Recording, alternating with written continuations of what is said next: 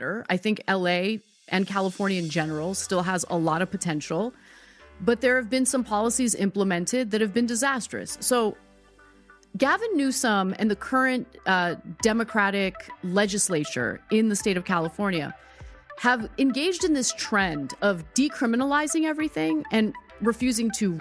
Last year, Gavin Newsom signed 18 separate housing bills. Did they work? Not at all.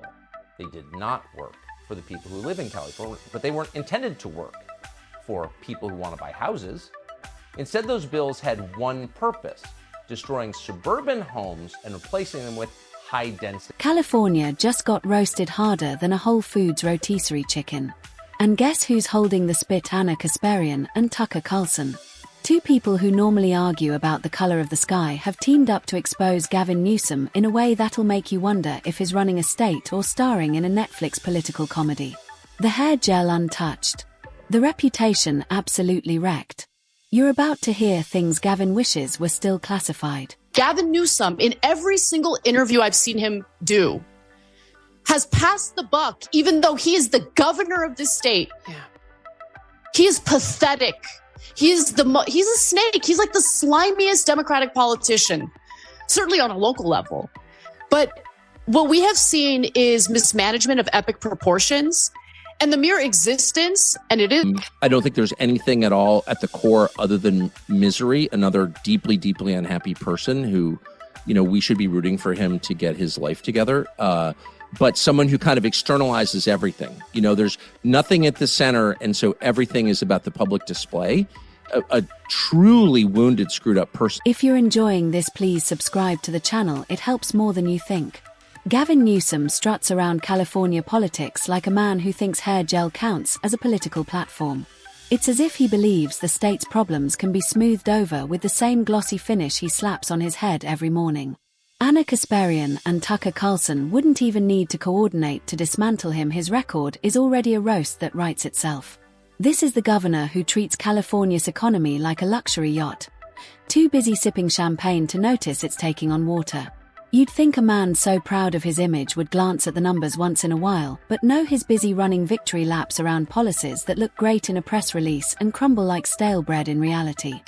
I would just say that his leadership in California is good reason to brush him off for the loser that he really is, okay? You're over there in China talking about fentanyl, right?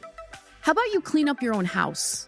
How about you take a look at what's happening with the prosecutions or lack of prosecutions of the drug traffickers in your... On Wednesday, Newsom again attacked Ron DeSantis. Watch this. Teachers were under assault because, God forbid, teachers were homosexual. And somehow people presupposed that they would be grooming our kids. That was the debate. Under Gavin Newsom's leadership, California has become a wild social experiment where the only guarantees are that everything costs more and delivers less. Housing prices sky high. Homelessness setting records like it's a competitive sport. Taxes so steep you'd need an emotional support animal just to open your paycheck. Yet somehow Newsom still sells it all as progress, as if pitching a tent under a freeway is now considered trendy urban living. But we do know whoever that is will have to have two essential criteria. He'll have to be as shallow, ruthless, and transactional as Joe Biden is, and he'll need to have flattery skills that are so polished and advanced they'd be considered superior even in the Saudi royal court.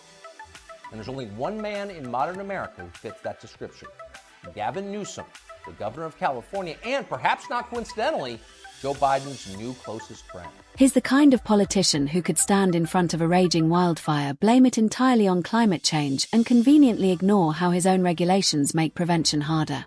The fantasy sells well until Anna Kasparian slices it apart like a cheap knockoff and Tucker Carlson dismantles that smug, unearned grin. It's the same tired playbook every time. Grab a trendy buzzword, wrap it in polished jargon, and parade it as visionary leadership while the real crisis spreads like rot behind the walls. You're absolutely right, okay, in your analysis. And let me just say, you know that I like you when I'm willing to sit through a podcast episode featuring Gavin Newsom just to prepare for this. Okay, because God bless. I can't stand him. I can't stand his raspy voice. And it's not for any superficial reason other than the fact that I live in California. I've had the displeasure of experiencing what his leadership actually looks like. He's a snake oil salesman. And speaking of neglect, let's talk about California's infrastructure, now so broken it's basically a tourist attraction for disaster photographers. Gavin Newsom will smile for the cameras, cut a ribbon on a half-finished transit project, then vanish before anyone notices the budget has tripled while progress has stalled.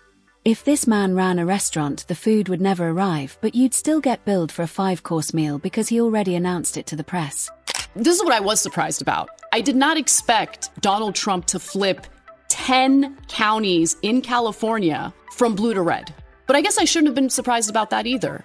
Because when you look at the conditions that people are living in a Democrat-controlled state, well, yeah, you can understand why people are turning their backs on the Democratic Party. You can understand why people are frustrated at the corruption, at the loss of $24 billion that was allocated to help the homeless, when homelessness only exploded. When homelessness exploded under his watch, Gavin Newsom became the master of optics. Every photo choreographed like a Hollywood production. Every speech polished to the point of absurdity. But politics isn't a runway show, and sooner or later people start asking why the state that has Silicon Valley Hollywood and a multi-billion-dollar agriculture industry can't manage basic governance. You can almost hear Anna Kasparian slicing through the illusion, pointing out how the richest state in the nation can't even keep the lights on during a heat wave, while Tucker Carlson skewers the hypocrisy of a leader who preaches equality from a podium made of taxpayer-funded marble. His climate policies just another shiny distraction, and Californians are leaving in droves. Businesses are packing up for friendlier states, families are fleeing for affordability, and Newsom is left giving speeches to an audience mostly thinking about U-Haul rental rates. But one thing I know for a fact about Gavin Newsom is he has the capacity to beat a lie detector test. Gavin Newsom will say anything he needs to say, and not like Biden's not like this, actually. Whatever Biden's fault, he's not like this. Like Biden, when, he has like guilt. If he's lying to you, he gets twitchy. Gavin Newsom's palms don't sweat. His respiration doesn't increase. His body temperature doesn't change. Nothing changes in Gavin Newsom when he lies to your face. And there are not that many people like that, actually. That's a rare quality.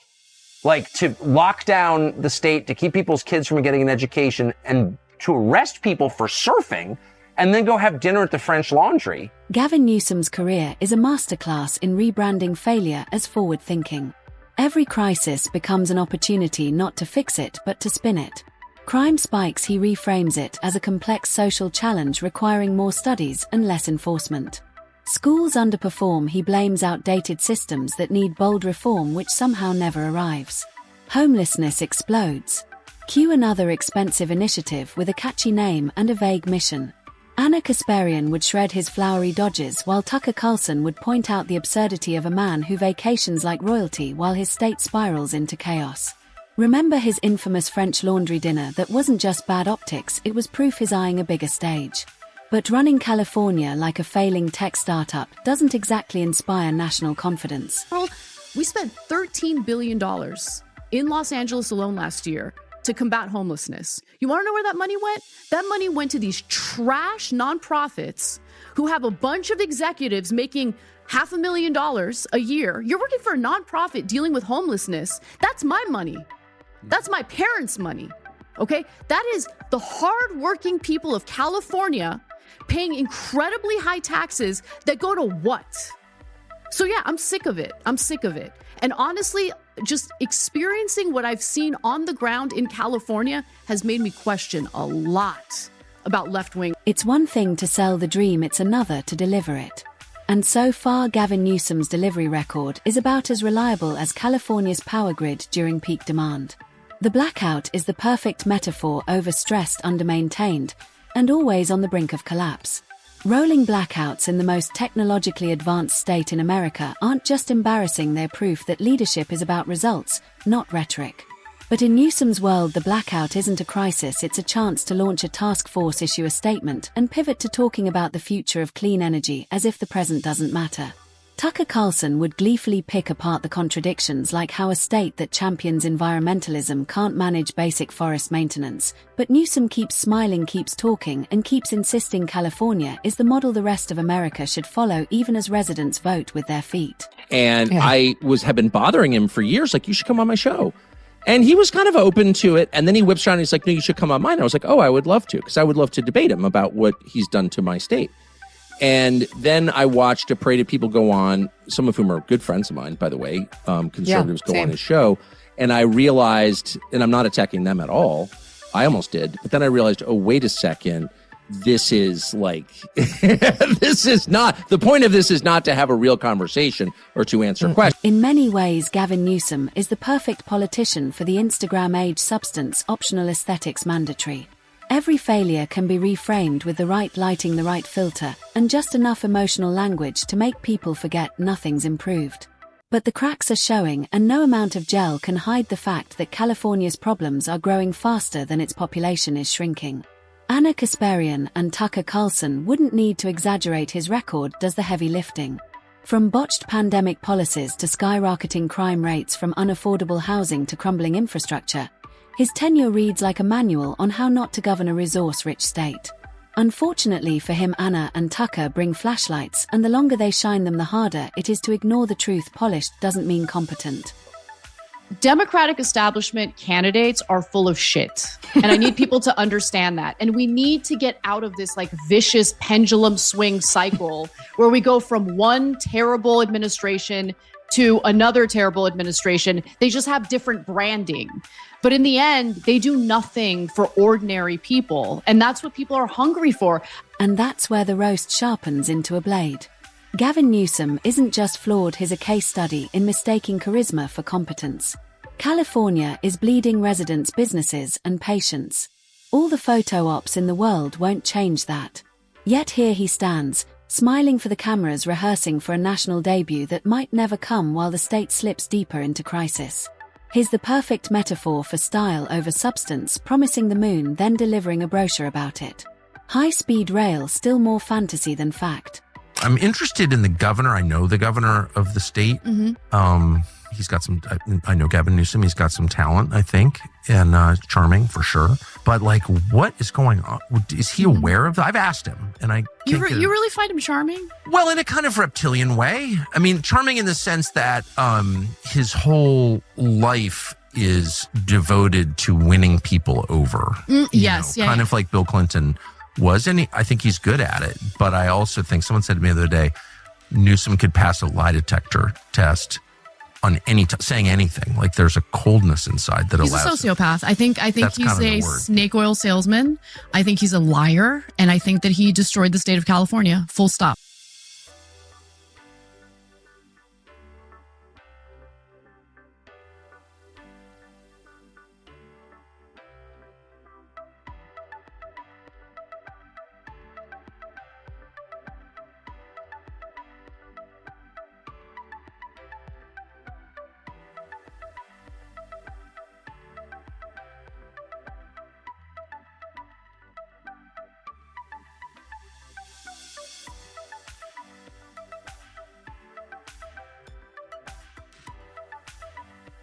Give you some examples. One of the things that they decriminalize but refuse to regulate is prostitution. Okay. I think that sex work should be legalized and regulated. Okay. What I mean by that is I don't want to see prostitutes walking around in thongs on the streets as kids are walking to school. But what the Democrats in California have done is we don't have the balls to actually legalize and regulate it, and we're lazy as hell. So we're just going to do the super lazy thing of